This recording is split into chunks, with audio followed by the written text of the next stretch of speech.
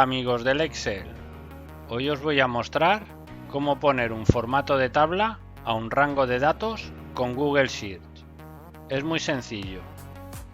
Nos posicionamos dentro de la tabla, donde queramos, nos vamos a formato, colores alternos y ya tenemos el rango de la tabla, como podéis observar aquí en la derecha.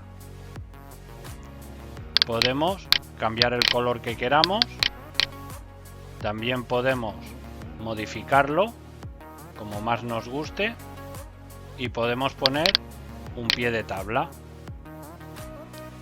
El pie de tabla nos va bien para saber si la tabla va creciendo, nos va indicando cuál es la última fila de la tabla. Aceptamos y ya tenemos nuestra tabla con formato de tabla. Bueno, espero se hayan resuelto tus dudas.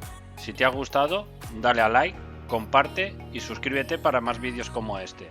Déjame en los comentarios qué te ha parecido el contenido, cómo puedo mejorarlo o si quieres que haga algún tutorial específico. Me ayudarás mucho. También puedes seguirme en las redes sociales. Hasta pronto.